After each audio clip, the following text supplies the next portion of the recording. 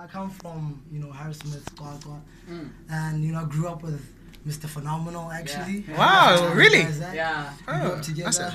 And then around grade 10, I moved to Bloemfontein, from like a small town, moving to a big city.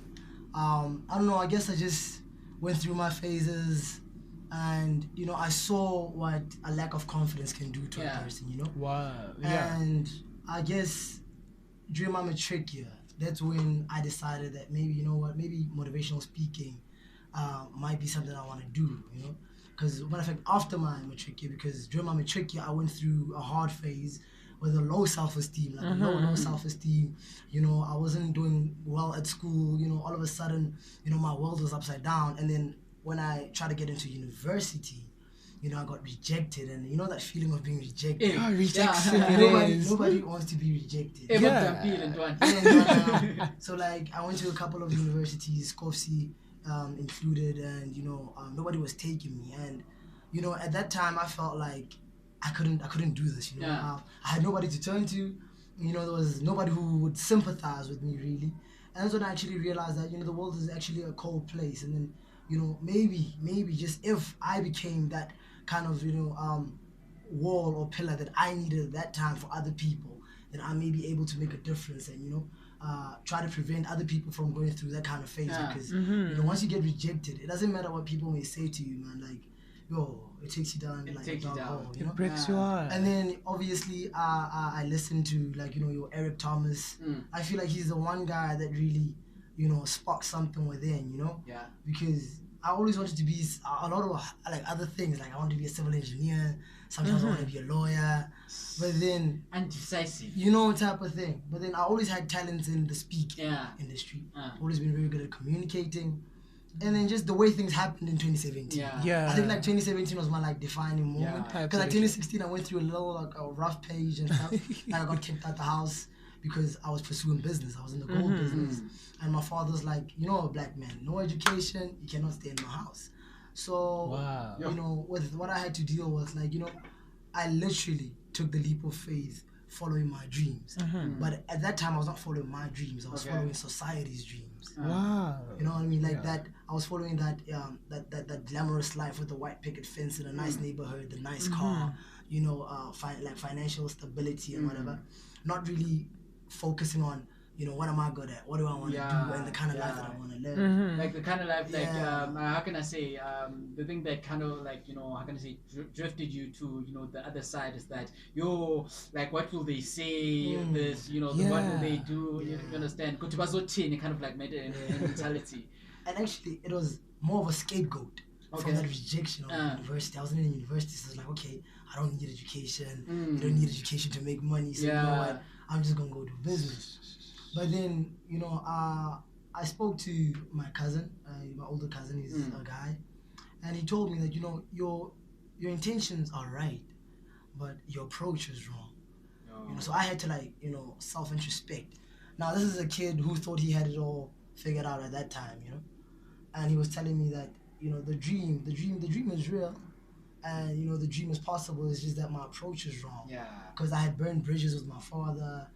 Like this is crucial stuff. I had no support base, and I guess I was that kid, man. I was always trying to please everybody. Like I was always that one guy who would sacrifice everything that he had to please all these other friends and be left with nothing in the end.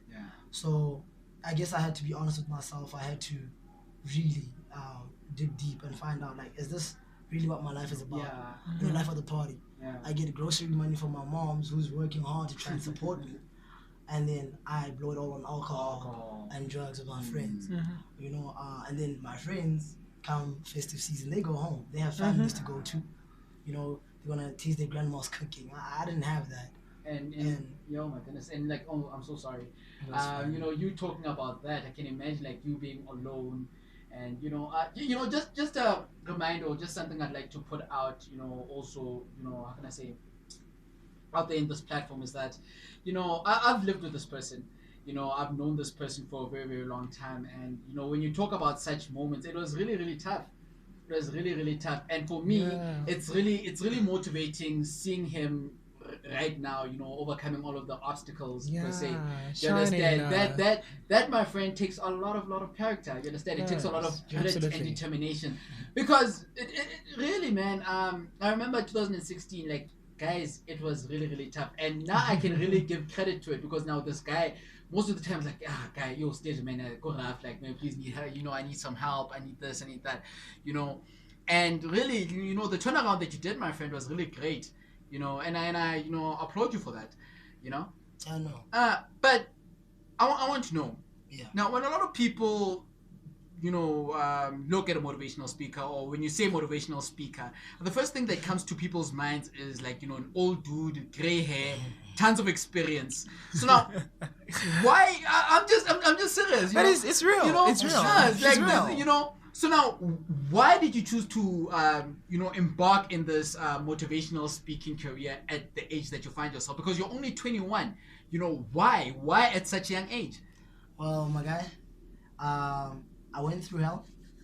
I came back, and I had a story to tell, and a story that could change lives. So I asked myself the question: is there really a right age to start saving lives?